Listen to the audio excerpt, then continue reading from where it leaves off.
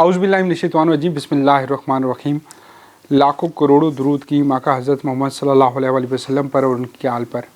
मैं हूं डॉक्टर मोहम्मद यासीन मलिक और आपको कहता हूं खुश आमदीद अपने शो में जिसका नाम है दी स्टेट ड्राइव।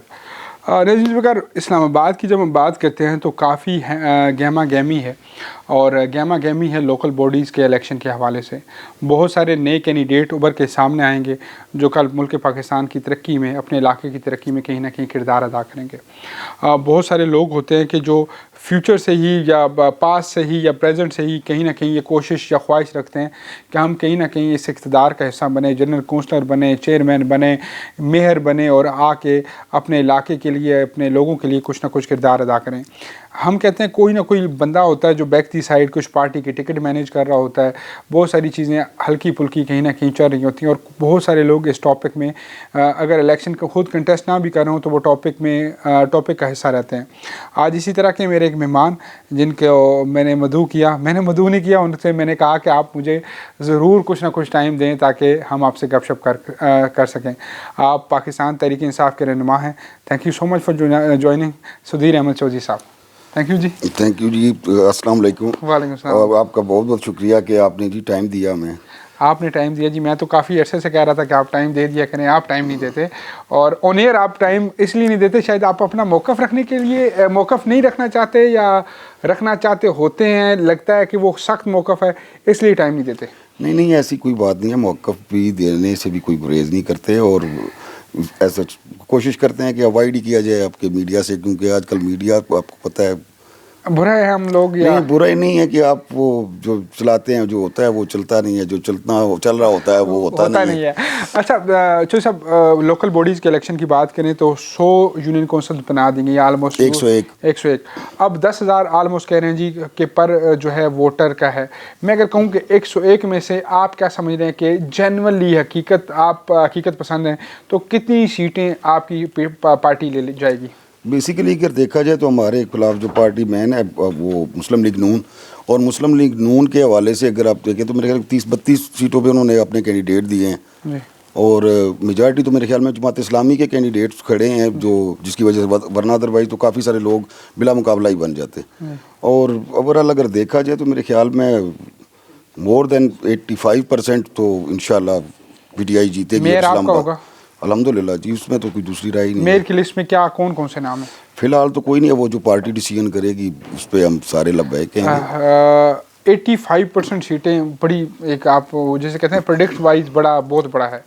तो इस इलेक्शन का अगले इलेक्शन आने वाले इलेक्शन पे भी कोई असरअंदाज होंगे या यही इलेक्शन टर्म सेट करेंगे कि ये जो पंजाब का इलेक्शन है, अगर खान साहब असम्बलियाँ तोड़ते हैं तो उसके रिजल्ट के ऊपर, KPK की असम्बली तोड़ते हैं तो उसके ऊपर ये मुनसर होंगे? ऑफ कोर्स जी, इसका तो बहुत बड़ा गहरा असर होगा। इस्लामाबाद के हवाले से अगर देखा जाए, बेसिकली जो लोकल बॉडीज़ इलेक्शन है इसका जनरल इलेक्शन से काफ़ी डिफरेंट होते हैं, क्योंकि ये तो आपकी फैमिली वाइज, एक फैमिली में से बंदे खड़े हुए होते हैं 2-3, उसका इतना ज़्यादा अगर नहीं ले सकते हम, जनरल इलेक्शन से कंपेयर नहीं कर सकते, लेकिन असरअंदाज तो डेफिनेटली होंगे कि इस्लामाबाद में अगर मेयर PTI का होता है तो ऑफकोर्स इस्लामाबाद में वैसे भी PTI की काफ़ी मेजॉरिटी है कि पहले तीनों MNA हमारे ही थे, PTI से ही थे। अगर रूरल एरिया की बात करें, हम खुद रूरल एरिया में भी बैठे हुए हैं, काफ़ी ध्यान देने की ज़रूरत है। हम सेक्टर एरिया से जो ही निकलते हैं तो हमें लगता ही नहीं है कि ये इस्लामाबाद है, हमें लगता है कि कहीं हम दही इलाकों की तरफ आ गए हैं। आपको लगता है कि ये इलेक्शन जो है, आने वाला इलेक्शन जो है, इसमें कुछ ऐसी हिकमत अमली अपनाई जाएगी कैंडिडेट्स चूजिंग के हवाले से कि वो आने वाले वक्त में इन इलाकों के हालात बदलेंगे? जी, अगर देखा जाए PTI के हवाले से तो PTI ने तो पहले एक जो प्रोसीजर बनाया था उसमें तो लोकल बॉडीज़ में उनको इख्तियार दिए गए थे, जैसे आप KP में देख लें। लेकिन नून का तो ये पहले भी माइंड सेट इसी तरह का था कि फॉर्मेलिटी पूरी करते हैं, क्योंकि कोर्ट ने अगर डिसीजन ले लिया तो अभी भी वो उसके खिलाफ ही जा रहे हैं कि इलेक्शन ना हो। और पिछले भी आप देख सकते हैं, जो पिछला मेयर बना था वो तो जस्ट कठपुतली किस्म के इन्होंने MC की बना दी थी, अदरवाइज़ उनके पास इख्तियारात वगैरह कुछ भी नहीं थे। हाँ, अगर PTI की गवर्नमेंट आगे आती है तो इंशाल्लाह जी इनके पास इख्तियारात भी होंगे और इंशाल्लाह काफ़ी सारी दही इलाकों की तकदीर भी बदलेगी। आप देख सकते हैं कि पहले नून के दौरे हुकूमत रहा, पिछले 30 साल से इस्लामाबाद तो महरूमियों का शिकार है, स्पेशली दही एरिया। लेकिन इस दफ़ा हमारे यहाँ के जो हमारे इस हल्के में MNA थे राजा खुर्रम नवाज़, उनका, और स्पेशली मैं कहूँगा कि असद उमर साहब की खुसूसी काविशों से फंड्स वगैरह मिले, जिस पे राजा खुर्रम नवाज़ ने, अली नवाज़ अवान ने, इन्होंने प्रॉपर जो जितने दही इलाके थे उनमें प्रॉपर काम हुए हैं। आप काफ़ी सारा देख सकते हैं, अभी अगर जाएंगे, अगर इत्फाक होता रहता है आपका, तो बहुत ही चेंजिंग आपको नज़र आएगी, स्पेशली रोड की, दूसरा स्कूल वगैरह ऑपरेशन हो या कोई दही मरकज़ हो वगैरह से, मरकज़ सेहत, उनमें काफ़ी ज़्यादा बेहतरी आई। अच्छा, अगर रजीम चेंज की बात करें, कहा जाता है कि 2-4-6 महीने में ये हवा निकल जाएगी। इलेक्शन आज जो सूरत हाल है वो कल नहीं होगी। इस्टेब्लिशमेंट से ताल्लुकात से लेकर बहुत XYZ चीज़ें मैटर करेंगी। मियां नवाज शरीफ की वापसी और उनका वो कंपेन करना, मरीम नवाज़ का कंपेन करना, क्या समझते हैं आपके ओवरऑल कंडीशन में, अगर आपका यहाँ से मेयर बन भी जाता है या इस्लामाबाद की कंडीशन आपके हक में आ भी जाती है, तो ओवरऑल जो चीज़ें आगे चल के फिर कहीं ना कहीं रुक नहीं जाएंगी अगर PDM हुकूमत दोबारा बना लेती है? आप लोग अपोजिशन में, क्योंकि खान साहब कह रहे हैं कि 2 तिहाई ना मिली तो मैं हुकूमत नहीं लूँगा, क्या पता वो यू टर्न ले लें। लेकिन अभी अगर सोचा जाए तो मेयर बन के भी तो आपका मेयर वो काम वाला मेयर नहीं होगा, तो उसके बारे में क्या कहते हैं? अगर इलेक्शन होते हैं, बेसिकली ये देखें कि नून लीग को मसला क्या है कि हर इलेक्शन से क्यों भाग रहे हैं। खान की क्या डिमांड है? एक ही इलेक्शन करवा लें कि आप आवाम के पास जाएं, वो जो डिसीजन करते हैं वो बना लें। और अब बाकी जो पहले ज़मीनी इंतखाबात हो चुके हैं उसमें भी आप हालात देख चुके हैं। अभी कश्मीर के मौजूदा हुए हैं आपके बल्दियाती इलेक्शन, उनके रिज़ल्ट आप देख लें तो 2 तिहाई तो अल्हम्दुलिल्लाह, अगर कोई इन्होंने अपनी साइंस ना लड़ाई उसमें, इनके जो जिसके वो बेताज बादशाह हैं दोनों पार्टियां, तो वो ना हुआ तो अल्हम्दुलिल्लाह 2 तिहाई अक्सरियत लेना तो कोई इशू ही नहीं है। अच्छा, मौलाना साहब का वोटर बैंक यहाँ कम है लेकिन KPK में ज़्यादा है। पीपल्स पार्टी का वफाक में कहीं ना कहीं, आप वफाकी MNAs की हम जब बात करते हैं तो कहीं ना कहीं वोटर बैंक अफेक्ट कर सकता है। 10-15 लाख का, 10-15 हज़ार का जो मार्जिन होता है, यानी कि अगर हम बात करें अटक की, तो अटक के अंदर पीपल्स पार्टी का वोट 25-30 हज़ार मौजूद है। अगर वही नून लीग के साथ मिलेगा तो PDM की सूरत में मिलेगा तो फिर वो आपके कैंडिडेट को टफ टाइम देंगे। अब आपको लगता नहीं है कि आपके लिए गेम मुश्किल ज़्यादा हो जाएगी कि जमात इस्लामी के अलावा तमाम जमातें एक जानिब और आप अकेली जमात लड़ें? आप अकेली जमात को तो देख ही चुके हैं कि अकेली सारी जमातें एक तरफ ही हैं और PTI अकेली एक तरफ है। ज़मीनी इंतखाबात हो चुके हैं और अवाम का बाकी जितने मेरे ख्याल में जलसे किए गए हैं खान साहब ने, मेरे ख्याल किसी तारीख में किसी लीडर ने इस तरह इतने कामयाब जलसे नहीं किए। अवाम खान के साथ है, ये उनको पता है। इसी वजह से उनकी कांपे टांग रही होती हैं कि जी इलेक्शन की बात आती है तो हर अरबा इस्तेमाल कर रहे हैं कि इलेक्शन ना हो, कि जितना हम पोस्टपोन कर सकें। तो और बाकी जो आजकल अवाम के साथ हो रहा है वो आप बखूबी वाकफ़ हैं कि मुल्क दिवालिया होने के सर पे आया हुआ है। इनको अभी एक घड़ी की पड़ी हुई है जी, घड़ी बिक गई, इसको लेके उसके अलावा है ही कोई नहीं। पाकिस्तान तहरीक इंसाफ के दौर में भी दिवालिये की बात हो रही थी, श्रीलंका जैसी बात हो रही थी। अब आप बात कर रहे हैं, कल अपोजिशन में थे वो बात कर रहे हैं, आज आप इलेक्शन मांग रहे हैं, कल अपोजिशन में थे वो इलेक्शन मांग रहे हैं, तो सारे सेम ही हुए। महंगाई मार्च उन्होंने किया था, महंगाई उस वक्त कितनी थी, अभी कितनी है, वो मीडिया अभी क्यों नहीं बोलता? अभी कोई महंगाई मार्च पे चीख के बता रहे होते थे पेट्रोल इतने का लीटर हो गया, डॉलर इतने का चला गया। जो उसे 3.5 साल में नहीं हुआ वो तो पूरी दुनिया में यही था कि जब ये कोरोना के बाद महंगाई पूरी दुनिया में हुई है। पाकिस्तान का एक लहदा से नहीं था कि खान की कुछ मिसमैनेजमेंट से हुआ हो। और लेकिन सारे ये करने के बाद अभी अब देखें कि अभी डॉलर के कहाँ पे है, महंगाई की अभी क्या रेशो है। 8 महीनों में क्या किया इन्होंने कि इनसे हम डरें कि ये गट्ठे होके कुछ कर लेंगे। गट्ठे होके हुकूमत करें, चूचू का मरबा जो बनाया हुआ है और उसने मुल्क का बेड़ा गर्क करके रख दिया है। खान पॉलिटिकल बंदा ही नहीं है, ये बस एक फ्लॉमे के साथ आया, इसको किसी ने एस्टेब्लिशमेंट ने साथ दिया। अब एस्टेब्लिशमेंट सारी परेशान थी कि मीर सादिक, मीर जाफिर के उनको कहा गया, तो अब एस्टेब्लिशमेंट कभी भी दोबारा ट्रस्ट नहीं करेगी खान साहब पे। मियां नवाज शरीफ पे 4 बार ट्रस्ट करके इतना परेशान नहीं हुए जितना खान साहब पे 1 बार ट्रस्ट करके परेशान हुए। खान साहब पे ट्रस्ट करके परेशान मेरे ख्याल में तो अभी तो कोई नहीं परेशान हुए। खान साहब मेरे ख्याल में इदारों के साथ ही हैं, इदारों के खिलाफ नहीं है खान।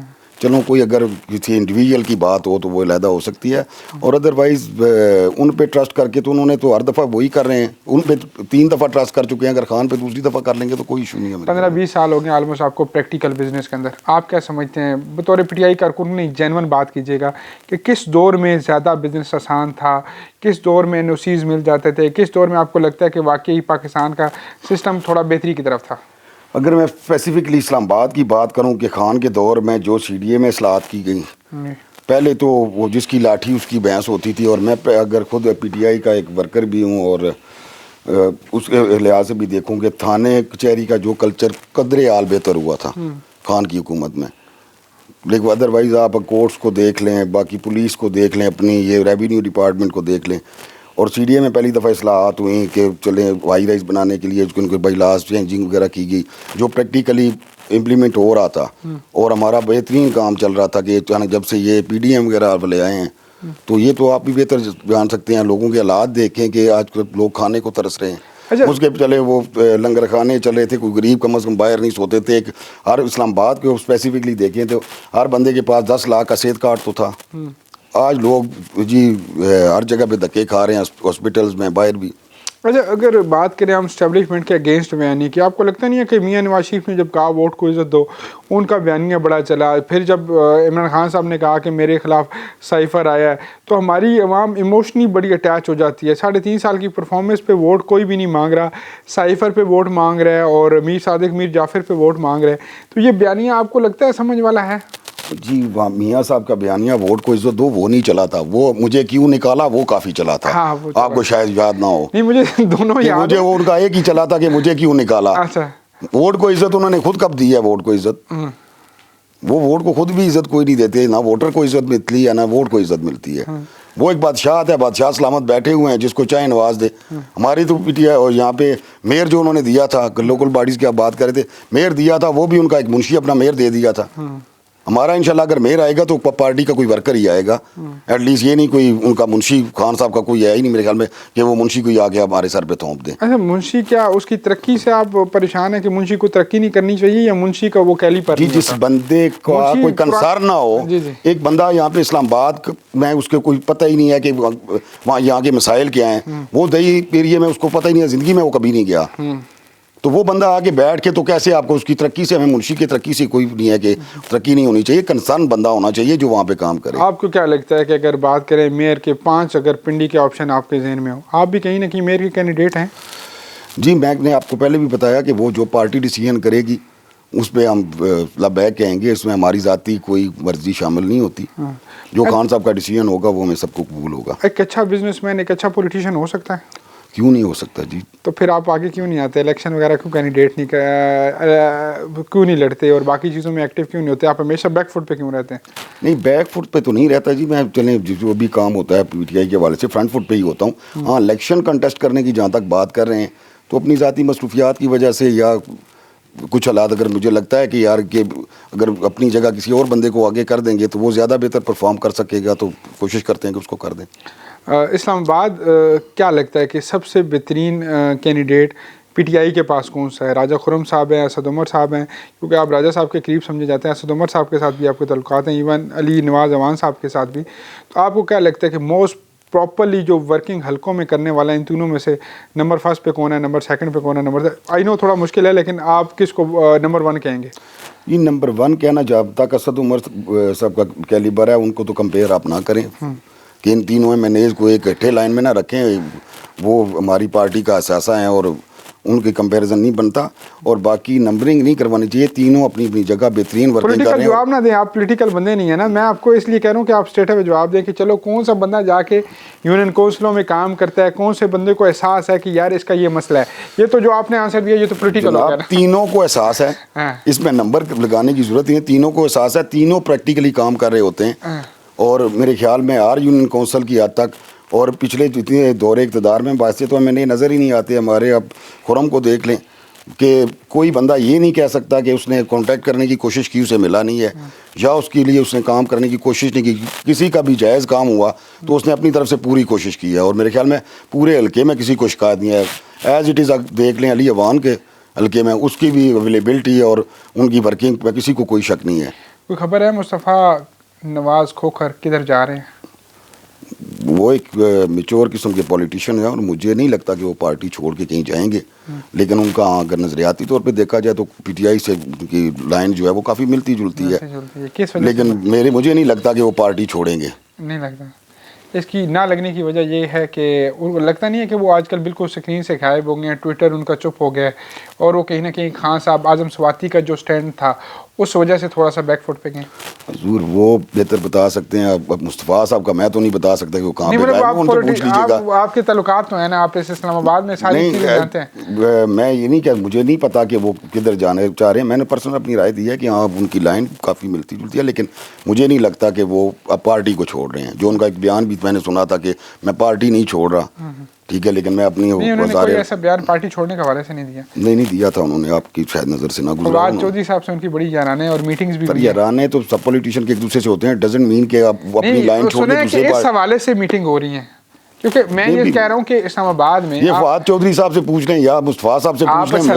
आप इस हल्के में रहते हैं ना, तो अगर इस हल्के से मुस्तफ़ा नवाज भी आ गए, राजा खुरम नवाज भी आ गए, या कोई ना कोई अगर ये पूरा खोखर ग्रुप आ गया, तो मैं समझता हूँ कि वेयर इज़ पीटीआई कहाँ स्टैंड करेगी, किसके साथ स्टैंड करेगी?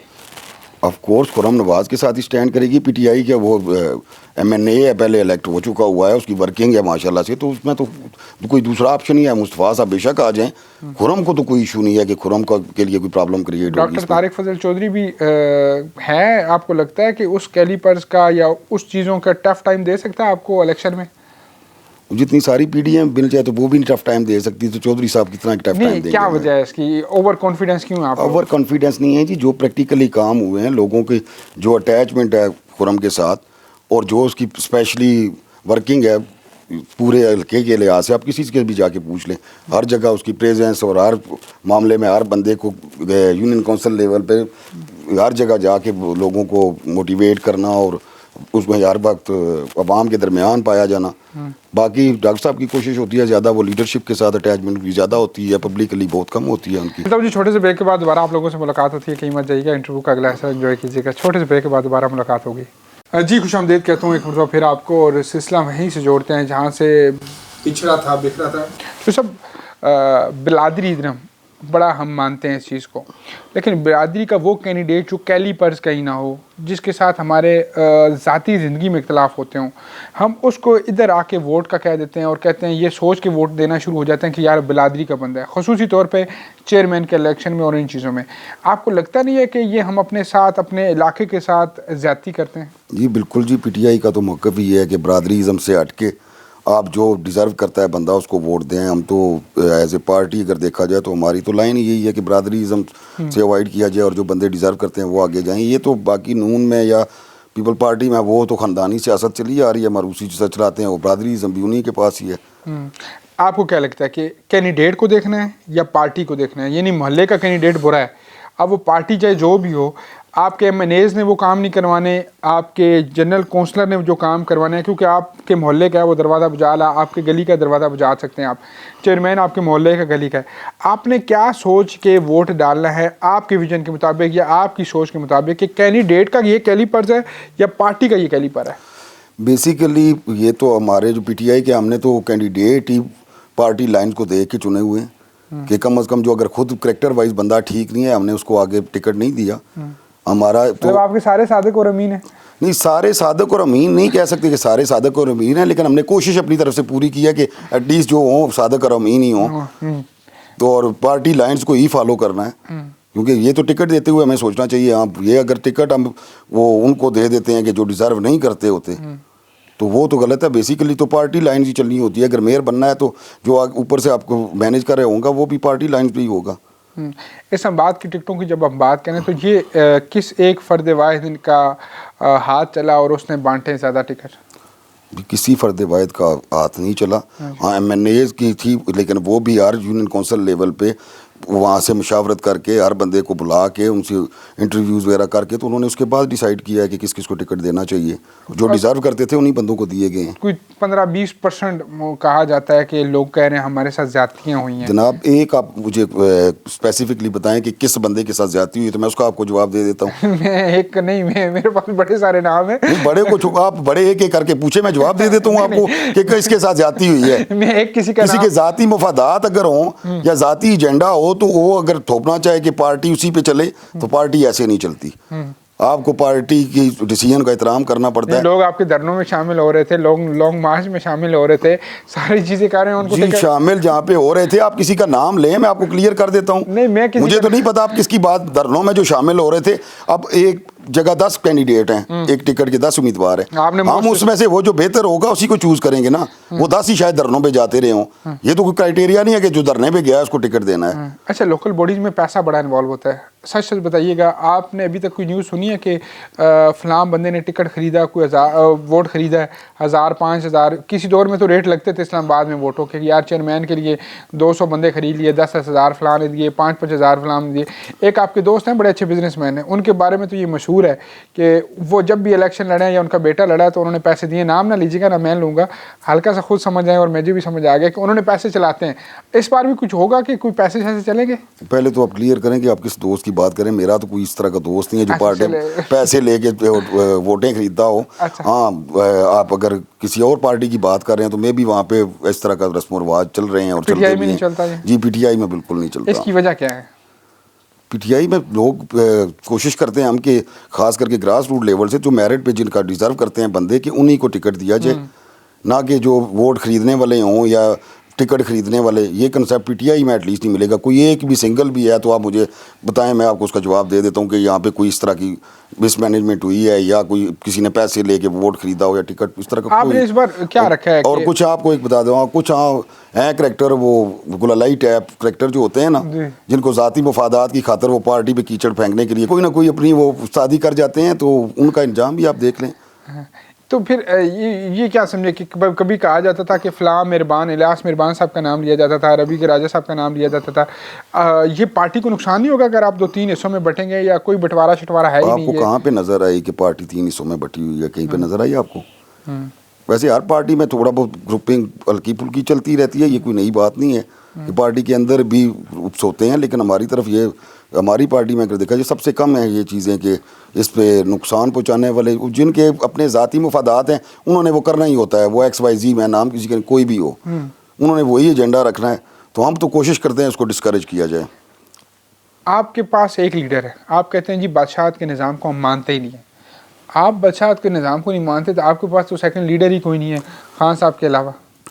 ये आपको जो बाकी लोग नज़र आ रहे हैं वो का इंसान नहीं है। वज़ीर आज़म का कैलिपर्स का बता दें मुझे। खान के होते हुए आप ये कह सकते हैं कि और कोई उस कैलिबर का नहीं है। खान एक भाई और 26 साल वो मेहनत करके इस जगह पे आया है, वो किसी की गोद में बैठ के तो मेरे ख्याल में नहीं आया था। सर बड़े वैसे बाकी तो सारी उनके ऊपर बड़े एलिगेशन लगे हैं। जनरल पाशा से लेकर कमरजद बाजवा को उन्होंने फेवरेट करार दिया, बाकी उन्होंने जो कहा, और आज आपके सामने फैज़ अमीर साहब ने जिस तरह रिटायरमेंट ली, सारी बातें अगर अभी भी आपको लगता है कि इस्टेब्लिशमेंट का कहीं ना कहीं किरदार नहीं है तो फिर आपकी मर्जी है। जी, किरदार इस्टेब्लिशमेंट में तो कौन कह सकता है कि आप ये मेरे मुंह में ना डालने की कोशिश करें ना, अपनी राय दे दिया करें। इस्टेब्लिशमेंट का किरदार होता होगा, वो तो बाजवा साहब खुद कह के गए हैं कि हमारी वजह ये थी कि फ़ौज के जो एंटी चीज़ें अवाम पब्लिक का होना मुखालफ हो, इसी वजह से था कि हम कहीं ना कहीं सियासत में मुदाखलत करते रहते थे। अभी उन्होंने बताया है कि नहीं करेंगे। वो शहबाज गिल साहब ने भी पूछ लिया था, अगर वो कहते हैं तो जवाब के उनसे पूछ ले। अब मुझे सिर्फ आप इतना बताएं कि अब की जो सूरत हाल है, अब की आपको लगता है कि अगला इलेक्शन अगर खान साहब नायल हो जाते हैं तो आपके पास सेकंड मतलब आप सपोज कर लेना मियां नवाज शरीफ भी नायल हुए, जुल्फ़िकार अली भुट्टो भी शहीद हुए, बेनज़ीर ने पार्टी संभाली, आपके पास नेक्स्ट लेवल का बंदा कौन है? आप किस एजेंडे पे हैं पहले मुझे ये बता दें कि आपने उसको नायल लाजमी करना ही करना, फर्ज कर ही लें, जब होगा तब फर्ज कर लेंगे ना, पहले क्या जरूरत है फर्ज करने की? बात कर रहा हूं तो मफरूज़ों पे बात नहीं करें, प्रैक्टिकली जब नायल होंगे ना उस वक्त देख लेंगे कि कौन सा बंदा है। लीडरशिप होती है, उसके बाद डिसीजन होगा कि किसको आगे करना है। उस कद का बंदा कौन है? उस कद का बंदा जी आपको कौन सा किसका कद कम नजर आ रहा है? दूसरी पार्टियों से कंपेयर कर लें, हमारे जो मैन लीडरान हैं उनमें से किसका कद कम नजर आ रहा है? मुझे तो कोई उस कद का बंदा नजर ही नहीं आ रहा। किस कद का? कौन सा कद? मतलब मैं अब किसी का भी नाम लूंगा तो आप नहीं, किसका कद आप किससे? मतलब मैं इमरान खान साहब की बात करता हूँ कि इनके कद के मुताबिक या इनकी चीज़ सवाल सके हम कह सके कि वज़ीर आज़म के फलां कैंडिडेट है। जब खान साहब अगर अल्लाह ना करे कभी इस तरह की गलती उन्होंने की तो उसका खमियाजा भुगत लेंगे। अगर हाँ उनके बाद में देखा जाएगा कि जब वो नायल होते हैं तो फिर कद के किसी का कद मेरे ख्याल में दूसरी पार्टी की लीडरान से कहा गया कि आपकी 1.5 साल की हुकूमत ये भी बढ़ सकती थी। आपको कहा गया था कि कुछ सेकंड अपनी पार्टी से प्राइम मिनिस्टर का कैंडिडेट दो, लेकिन आप लोगों ने जिद यार ये डिक्टेशन कौन होते हैं देने वाले कि हम जो सेकंड पार्टी की क़यादत दें, ये वाला हमने नायल करना है? क्यों भाई? जिन्होंने हुकूमत दी थी वही डिक्टेशन भी देते हैं। तो वो डिक्टेशन दी थी तो पहली दफ़ा मेरे ख्याल में खान साहब ने डिक्टेशन नहीं ली, पहले लेते रहे। हकान अब्बासी बने, राजा परवेज़ साहब बने, वो 1.5 साल तो हमने अपनी हुकूमत कुर्बान कर दी, नहीं अपनी जो है असूली मौक़िफ़ से पीछे नहीं हटे। आपको लगता है ठीक किया आपने? जी अल्हम्दुलिल्लाह बिल्कुल ठीक लगता है जी, जो भी डिसीजन खान ने किया ज़बरदस्त किया। बिल्कुल। और खान साहब के साथ खड़े रहेंगे आप लोग इंशाअल्लाह जी।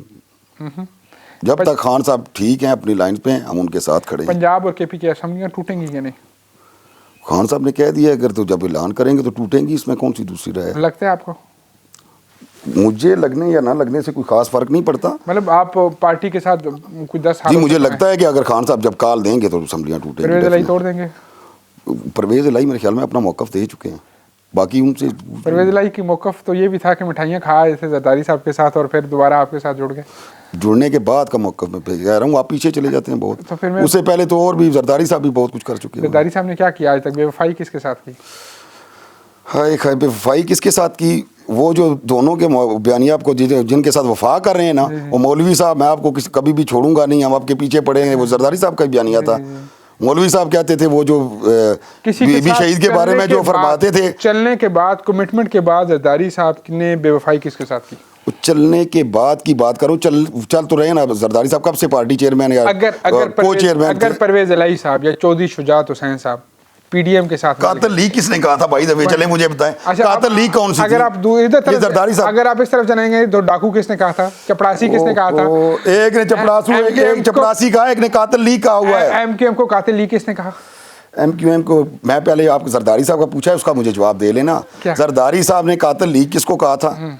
मिठाइयाँ खिलाने के लिए कौन गया था? फिर पॉलिटिक्स है ना, फिर आपने भी बड़ी, फिर पॉलिटिक्स को पॉलिटिक्स ही रहने देना, आप क्यों उसको लेके आ जाते हैं? जरदारी साहब फरिश्ते हैं, दूध के धुले हुए हैं। नहीं, फरिश्ता कोई भी नहीं है। जरदारी साहब करप्ट तरीन होंगे, नवाज शरीफ साहब करप्ट तरीन होंगे, इमरान खान साहब, मैं नहीं मानता। चले दोनों करप्ट तरीन हैं, वो आपने अच्छी बात है मान लिया, मैं एटलीस्ट नहीं मानता खान करप्ट नहीं है। चले मैं वही बात करता हूँ ना कि आपका वो है, एटलीस्ट वो करप्ट नहीं है। तोशा खाना में कहीं हाथ नहीं है उनका। यार मेरी बात सुने, तोशा खाना को बाकियों की आपको नजर आते हैं उन्होंने क्या क्या लेके गए? तोहफे थे, उनका एक पेटेंट लॉ बना हुआ है कि इसके तहत 20% जमा करवाएं, ले लें, उनकी अपनी चीज़ है, वो बेचे फेंक दे। आपको मसला क्या है उससे? मसला ये था कि अभी तक आपको एक तोशा खाना, मुल्क दिवालिया हो रहा है, मईशत की तरफ कोई तवज्जो नहीं है, एक घड़ी को लेके बैठे हो, घड़ी तोशा खाना चला गया। तोशा खाना, मुझे बताएं कि 2 फ्लैटों से क्या फ़र्क पड़ता था? सारी पीटीआई की हुकूमत लगी रही तब भी मुल्क दिवालिया हो रहा। मेरा भाई 2 फ्लैट नहीं है जी, वो इनके पहले देख लें। एक अब्बा गरीब था जी जी, on the floor of assembly का, एक अब्बा बड़ा अमीर आदमी था। जी जी। एक जी अल्हम्दुलिल्लाह मेरी लंदन में तो क्या पाकिस्तान में कोई जायदाद नहीं है, भाई साहब फरमा रहे हैं अल्हम्दुलिल्लाह वो फ्लैट अमाउंट करते हैं। सियासी मौक़िफ़ और इन सारे मौक़ों को इकट्ठा करेंगे तो बड़े सारे झूठ आपकी तरफ भी है ना। 1 करोड़ नौकरी किधर है? 50 लाख घर किधर है? दूध की नहरें किधर हैं? गोरों ने यहाँ पे आके नौकरी करनी थी, वो सिस्टम किधर है? ये 30 साल जिन्होंने जो कुछ किया है वो 3 साल में होना चाहिए था। दूध की नहरें भी आपको चाहिए, पहले आप सोए हुए थे। 30 साल की हुकूमत में उन्होंने क्या किया है? मैं बताता जो चले वो भी मुझे बताएं। 90 दिन का नारा किसका था एहतसाब का? इनका तो नारा नहीं था ना। आप फिर उस बात को माने, फिर ये बोले कि खान फ्लॉप हो गया। बता चुके हैं कि एहतसाब उन्होंने कहा उनके कंट्रोल में नहीं था, ये आपको भी अच्छी तरह पता है। हुकूमत क्यों नहीं छोड़ी? कहा वो छोड़ दिए ना यार, पहले बाकी किसने पहले क्यों नहीं छोड़ी? 3.5 साल हुकूमत थोड़ी होती है। 3.5 साल तो ऐसे मुल्क भी हैं, तीसरे दिन छोड़ देते हैं। ऐसे मुल्क भी हैं दुनिया में जो 4 साल की हुकूमत करके अगला टेनोर आ जाता है। हमारा तो 5 साल पूरा होता है ना, आप 3 साल से पहले पूरा होने देते ना। ये सवाल आप तब पूछ सकते थे, करोड़ नौकरियां कितने हैं? उसने कहा था मैं अपने दौरे हुकूमत है 5 साल पूरे करने देते। अच्छा, फिर आपको जवाब दे देते। आखिरी 6 महीने में करोड़ नौकरियां आ जाती। वो 6 महीने में नहीं आती, सब्र कर लेते ना 6 महीने। अच्छा, कि कम एटलीस्ट उनको ये तो चाहिए था ना कि उसको टेन्योर पूरा करने दें, ठीक है, फिर उससे सवाल पूछे कि आपने ये करना था। अब भी वहाँ पे उस वक्त बड़े स्मूथली चल रहा था, हमारी जो थे अहदाफ वगैरह उससे बहुत बेहतर थे परफॉर्मेंस हमारी हुकूमत की। उसके बाद उन्होंने रिजीम चेंज करके किसके एजेंडे पे किसी ने क्या किया, उसके बाद अब पूछते हैं कि ये पिछले अमेरिका का हाथ था रिजीम चेंज में। अमेरिका का हाथ था, आपको नहीं लगता कि अमेरिका का हाथ होता है? नहीं। चले फिर आप एमको की जन्नत में रहते हैं तो मैं कुछ नहीं कह सकता आपको। मुझे इसलिए लगता कि अमेरिका क्यों करेगा, वो एब्सोल्युटली नॉट की वजह से या किस वजह से? अमेरिका को कोई भी बंदा वो उनको पपेट चाहिए। खान वो नहीं था, ना वो बनना चाहता है। वायद हमें लीडर मिला कि जो उनकी भी आंखों में आंखें डाल के बात करता है। बाकियों को देख ले, वो पर्चियाँ पढ़ने वाले बेचारे क्या करते हैं? Absolutely not. और ये वो इन चीज़ों के फैक्ट एंड फिगर पे बात की जाए तो कौन सी ऐसी बात थी जो खान साहब ने उनकी आंखों में आंखें डाल के की थी? कौन सी थी जो नहीं की थी? कम एटलीस्ट बाकी छोड़ दें यार। अच्छा, चलें, जब उनकी बॉडी लैंग्वेज ही चेक कर लें, अपने कोई पुराने क्लिप निकालें। बॉडी लैंग्वेज से क्या मतलब, हम कोई मॉडलिंग करने जाते हैं? नहीं, हम मॉडलिंग करने नहीं जाते, एक बंदे का एटलीस्ट वो कुछ तो होता है ना कि आप क्या बॉडी लैंग्वेज दुनिया की बुरी तरीन है नरेंद्र मोदी की, लेकिन दुनिया की सबसे बड़ी इकोनॉमी पे बैठा हुआ है। किधर बुरी तरीन है? आप अपने वालों को देखे पानी का गिलास रख के पर्चियां पढ़ रहे होते हैं जैसे सबक सुनाने के लिए गए हैं, वो भी जिस बंदे को रट्टा मारा हो याद ना हो फिर भी वो देख के पढ़ रहे होते हैं। हम इंग्लिश को फॉलो करना शुरू हो गए ना, इंग्लिश को रहने दे, आप अपनी जुबान में बोल लिया करें ना। चाइना में देखे ना, ट्रांसलेशन हो जाएगी, आप अपनी में बोल लें। यही मैं कह रहा हूँ कि चाइना में आज तक कोई भी प्रेसिडेंट ऐसा नहीं आया जिसको इंग्लिश आती हो, और वो लोग। मैं इंग्लिश की बात नहीं कर रहा कि उस कम्प्लेक्स का शिकार नहीं हूँ, एटलीस्ट बंदे को अपना मौकफ, पर्ची में बुराई भी नहीं है, वो पर्ची आपने सबक सुनाना होता है या अपना कोई मौकफ देना होता है। जो बात ही नहीं बंदा कर सकता, वो मोदी साहब के साथ उनके क्लिप देखे, उसको इस तरह थपकी दे रहा होता है जैसे छोटे बच्चे को पिला रहा है। किसके साथ? मियां साहब के साथ, जो मोदी की तस्वीर नरेंद्र मोदी, ये नरेंद्र मोदी, वो ये कर रहा होता है। ज्यादती कर रहे हैं आप आज तो। यार मैं ज्यादती किधर कर रहा हूँ आपको? नरेंद्र मोदी तो खान साहब का दोस्त है, सोनिया खान साहब ने कैंपेन की थी। जी, खान साहब की शादी पे आया था लाहौर में। नहीं, वो कह रहे थे, खान साहब ने कहा था कि अगर नरेंद्र मोदी जीत गया तो कश्मीर का मसला हल हो जाएगा। यार आपको पता नहीं, आप नहीं, मैं अभी क्लिप साथ चला देता हूँ। साफी आप बात करें या आप, मुझे लगता है पे रोल पे होते हैं किसी के, ये उन्होंने आपको बताया हुआ कि ये मोदी साहब अच्छा दोस्त हो गया इमरान खान का। शादी किसकी की आया था लाहौर में? अच्छा, चले मुझे विदाउट इन्फॉर्म, बगैर वीजों के उनको किसने बुलाया था? किसकी शुगर मिल से उनके इंडियन सारे पकड़े गए? बहुत गलत किया ये इंडिया पकड़ने वाली बात गलत है। बाकी ये जो मिलने वाली बात है ये ठीक है कि उन्होंने बगैर वीजे के बुलाया, ये बहुत गलत था। लेकिन पाकिस्तान बिजनेस किसका इंडिया में है? पॉलिटिक्स मुझे नहीं पता किसका, ये साबित नहीं हुआ कि किसका। माशाल्लाह, साफत छोड़ दें कुछ ना कुछ तो यार। देखिए ना, मैं वो 2 नंबर साफी नहीं हूँ कि आपको बिजनेस किसका है आपको नहीं पता? नहीं पता, चलें चेक कर लीजिएगा ये तो फिर कहा जाता है कि खान साहब की बहुत सारे इंडिया के साथ वैसे तल्लुकात हैं, यहूदी एजेंट भी वैसे तल्लुकात। अच्छा, एक वैसे मैं कह रहा हूँ कि आप ऑन रिकॉर्ड है, चेक कर लें कि किसकी शुगर मिल, मैंने आपकी मान ली, किसकी शुगर मिल इंडिया में। मैंने आपकी बात मान ली, आप ये मानेंगे कि वो यहूदी एजेंट है? कभी भी नहीं मानेंगे। यहूदी एजेंट आप किसको कहते हैं? हमने भी सुना था, आपने ख्वाब में सुना होगा सर, या मौलाना साहब मेरे ख्याल में उसके फैन होंगे, मौलाना फजल रहमान साहब ने कहते हैं। आपने भी कुछ 4 बंदों से सुना होगा इनकी इंडिया में है, आपके पास भी तो लीगल डॉक्यूमेंट्स नहीं होंगे। मैं लीगल डॉक्यूमेंट्स आपको लाके अगली दफा आइएगा, लीगल डॉक्यूमेंट्स देखिए, ये ना करें ना आप। क्या बात कर रहे हैं आप? यहूदी एजेंट का सर्टिफिकेट उसको बांट रहे हैं कि जिसने इस्लामोफोबिया को, जिसने जाके यूनाइटेड नेशन में किरदार। आपको लगता है कि पॉलिटिक्स में इस कदर इस्लाम इन्वॉल्व हो जाना चाहिए कि हर एक दूसरे के ऊपर ये हमले होने शुरू हो जाए? एहसन इकबाल को गोली लगी, इमरान खान साहब को खुद लगी, तो फिर आपको इस्लाम फोबिया, क्या इस्लाम को ये जरूरत है कि 2 तकरीरें कर दी जाए? यार इस्लाम को फोबिया का बिल मंजूर करवा के वहाँ पे पूरी आप वेस्टर्न वर्ल्ड में जाके देख लें, वहाँ पे मुसलमान को तो टेररिस्ट समझा जाता था। चलिए मुझे बताएं, उसने ये मौकफ दिया है कि मुसलमान टेररिस्ट नहीं होता, टेररिस्ट का कोई मजहब नहीं होता, आपको हर टेररिस्ट को इस्लाम के साथ ना जोड़े। इस्लामी ममालिक के अंदर खान साहब उस गरीब मुल्क के वज़ीर आज़म है जो हर बांग्लादेश जैसे मुल्क के आगे हाथ फैला रहा है, तो खान साहब की बात की इतनी जो है वो वैल्यूज़ की जाएगी। तैयब उर्दगान, मतीर मोहम्मद, इतने बड़े लीडर हैं, उन्होंने भी स्पीचेस किए हैं। जनरल ज़िया-उल-हक़ में बात की, उन्होंने तिलावत कलाम पाक से स्टार्ट किया और इस्लामोफोबिया की पहली बात तो अक़वाम मुत्तहिदा में करने वाले वो बंदे थे। अब इन सारे सीन सिनेरियोज़ के अंदर आप देखें तो आपको लगता है कि खान साहब की वो बात इतनी लॉजिकल है कि हम उसके बाद उनको अगली बार वज़ीर आज़म ले आएं? इस्लामोफोबिया का बिल मंजूर होने की बात की, स्पीच की मैंने बात नहीं की कि स्पीच किसने की थी, बिल मंजूर किसने करवाया है, वो क्रेडिट भी आप मौलाना साहब को दे दें। अच्छा, मेरी बात सुने ना। अब पता है इंटरनेशनल सर्वे क्या कहता है? मतीर मोहम्मद और तैयब उर्दगान को खान साहब ने टोपी कराई थी जब इन्होंने सऊदी अरब के कहने पे कि अगर हम आपको अगली किस्त रिलीज़ नहीं करेंगे, अगर आपने ये बेल्ट जो है बना लिया तो ये जो आप इस्लामी ममालिक का इत्तेहाद करने जा रहे हैं, जिसमें खान साहब ने कहा था इस्लामोफोबिया पे हम ये करेंगे, वो तो कहते हैं कि सारा खान साहब की वजह से ये डैमेज इनकी वजह से हुआ है। आप क्या मतीर मोहम्मद ने ये कहा है या तैयब उर्दगान ने? कोई ऑन रिकॉर्ड है आपका बयान? मैं अब जैसे आप बात कर रहे हैं, मैं तो ऑन रिकॉर्ड बात कर रहा हूँ कि अच्छा चले, वो खान साहब क्यों नहीं गए थे? खान साहब से पूछ के मैं बताऊंगा आपको। यार ये देखिए, ये कोई बात है करने वाली कि आप कोई एजेंडा जो है पीडीएम वाला एजेंडा आपने पकड़ा हुआ है, वो हमने सुना था। अच्छा, वो ख्वाब में आपने सुना था? किससे आपने सुना था? किसी ने बंदे ने कहा होगा। मतीर मोहम्मद को कोट कर रहे हैं आप, तैयब उर्दगान को कोट कर रहे हैं, उनका कोई बयान दे देना। आप बता दें खान साहब क्यों नहीं गए थे? वो खान साहब मुझे नहीं, उन्होंने बताया कि क्यों नहीं गए थे। अच्छा, वो कहते हैं मैं रूस भी गलत गया था। आप इन सारी चीज़ों क्यों? कब उन्होंने कहा मैं रूस भी गलत गया था? उन्होंने अभी पिछले अपनी लास्ट प्रेस कॉन्फ्रेंस में कहा है कि मैं रूस गलत गया था। आप इस बात को, वो कहते हैं कि जो भेजने वाले के उनको भेजने वाले थे, फिर अब देखिए आप लोग क्या करते हैं कमाल की, जो वो उनसे कुछ गलत हो जाए तो भेजने वालों ने ये किया। खान साहब बच्चे थे, खुद चले गए भाग के, वो खुद नहीं, वो कहते मैं नहीं जाता। फॉरेन पॉलिसी किसके पास है हमारी? शाह महमूद कुरैशी। फॉरेन पॉलिसी किसके पास है? वो फॉरेन मिनिस्टर है, मैंने फॉरेन पॉलिसी पूछी है। अभी बिलावल भुट्टो के पास है, पहले शाह महमूद कुरैशी। हजूर मैंने फॉरेन पॉलिसी पूछी है, फॉरेन मिनिस्टर का नाम नहीं पूछा, मुझे पता तो है। मिनिस्टर के पास ही पॉलिसी होती है। वो बिल्कुल ऐसा ही है, आप ठीक कह रहे हैं। तो हमें तो यही पता है। वो मुझे शहबाज गिल की बातें याद आ जाती हैं, कितने प्यारे हो माशाल्लाह, खाला बैठी कर इंतजार कर रही होंगी। कोई और टॉपिक छेड़ो, इस सवाल को छोड़ो, कोई और कर लो। अच्छा चले, लाइटर नोट कि लोग इस्लामाबाद में रहकर पार्टीज़म पे पीटीआई को वोट दें या फिर अपना लोकल कैंडिडेट देखें, चाहे वो किसी भी जमात से है, इस्लामी जमात से है या किसी से है, उसको वोट दें। बिल्कुल पीटीआई को वोट देनी चाहिए जी। लोकल अपनी सियासत में अब हमारा तो यही है कि कैंडिडेट भी बेहतर है, परफॉर्म भी पीटीआई ने जो पिछले 3.5 सालों में किया है। इस्लामाबाद को स्पेसिफिकली देखें तो उतना पिछले 30 सालों में डेवलपमेंट के काम नहीं हुए। ये किसी मुखालिफ से जाके पूछ लीजिएगा, मेरे बयान पे ना। अच्छा, मुझे नहीं नजर आया, यकीन करें। ये आपकी आंखें बंद है, पीडीएम चश्मा पहना हुआ है, उतारेंगे नजर आएगा आपको। बल्कि सुबह मुझे टाइम दे, मैं आपको साथ ले जाता हूँ। अच्छा, दिखाता हूँ। ठीक है।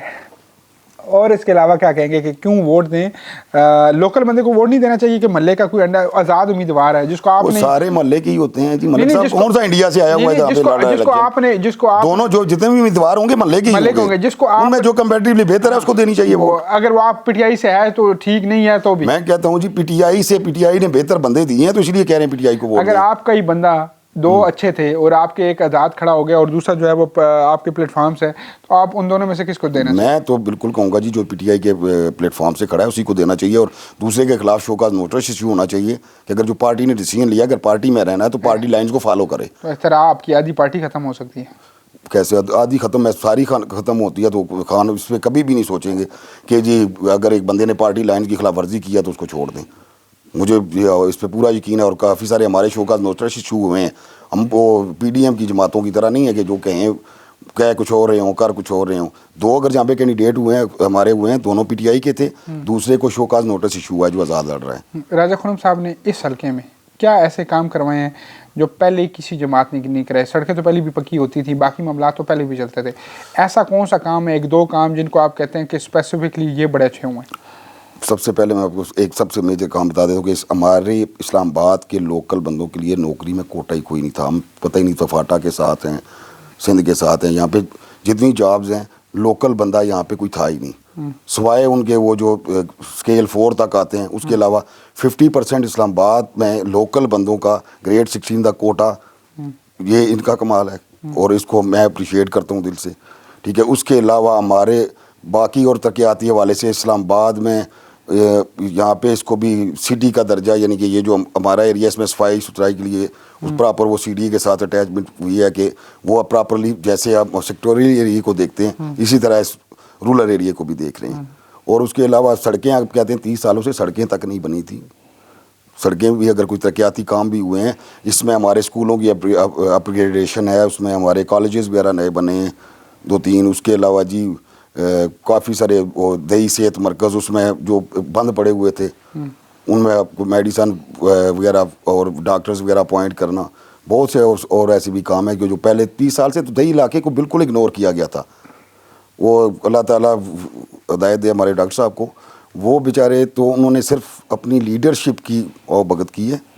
उन्होंने अवाम के साथ उनकी अटैचमेंट आप खुद चेक कर लें, किसी से जाके जनरल आप व्यू ले लें लोगों का कि उन्होंने अवाम के साथ अट्रैक्शन बिल्कुल ना होने के बराबर ही थी उनकी। और वो मिनिस्टर कैड होने के बावजूद कितनी अपॉर्चुनिटी अपने इलाके के लिए कुछ ऐसा खातर खा नहीं कर सके। हमारा पुल टूटा रहा है, 10 साल डेली पोस्ट लगती थी, मैं अक्सर सोशल मीडिया पे देखता था, डॉक्टर साहब आपके हल्के में आपका इधर से गुजर के जाते हैं पुल है, वो पुल तक नहीं बना सके जो एक मेन सबसे बड़ा वहाँ पे शाम को आप देख कभी इत्तेफाक हुआ होगा आपका, गुजरते होंगे यहाँ से, बरमे वाला पुल टूटा हुआ था, वहाँ पे ट्रैफिक जाम होती थी, घंटा घंटा वहाँ पे हम फंसे रहते थे। पुलों पे वोट देना चाहिए? नहीं, पुलों पे वोट नहीं देना चाहिए, बेसिकली और भी बहुत सी चीज़ें मैंने आपको बताई। Thank you so much ji, thank you so much, आपका बहुत बहुत शुक्रिया। अच्छा, मुझे आखिरी बात कि क्या यहाँ पे मेयर या नून लीग की ज़्यादा अक्सरियत होगी इस इलेक्शन में, तो दोबारा इंटरव्यू देंगे मुझे? हुजूरे वाला मैं बिल्कुल आपको दूंगा। मुझे ये बताएं 30 सीटों पे बंदे लग गए हैं, आपने पीडीएम से कहां से पकड़ के लाएंगे, ज्यादा निकालेंगे कहां से? एक चीज उन्होंने नॉमिनेशन पेपर ही नहीं जमा करवाए, इस पे बहस क्या करेंगे? मैं कहता हूं 30 बंदों ने जमा करवाए, 70 सीटें कैसे निकाल के देंगे? मैं इस बात से इत्तेफाक नहीं कर रहा कि 30 बंदों ने जमा कराए हैं ना। आप मैं ये कि साफ्ती जिम्मेदारी कुछ तो पूरी कर लिया करें, कुछ तो फैक्ट्स एंड फिगर पास रखें। मिलता हूँ जी के अगले शो में इंशाल्लाह नए गपशप के साथ, नए मेहमानों के साथ, इस उम्मीद के साथ कि अल्लाह तबारक व तआला इस मुल्क पे अपना फजल करम मेहरबानी फरमाए और जो भी आए इस गरीब अवाम का सोचे, इनके लिए खुशहाली का सोचे। इस बार वोट उस कैंडिडेट को लाजमी दें जो आपके हलके में आज से कुछ अर्सा पहले आपको विदाउट सीट सपोर्ट करता था, हॉस्पिटल आपके साथ चला जाता था, थाना कचहरी आपके साथ कर लेता था, मस्जिद के अंदर वो चंदे शंदे जमा करवा लेता था, जो आपका लोकल बॉडीज़ में आपको बंदा वैसे काम आ रहा था। आज अगर वो इलेक्शन कैंडिडेट है, वो किसी भी पार्टी से है, आप उसको ज़रूर सपोर्ट कीजिएगा। मुझे और मेरी टीम को दीजिए इजाज़त। अल्लाह ने के बाद।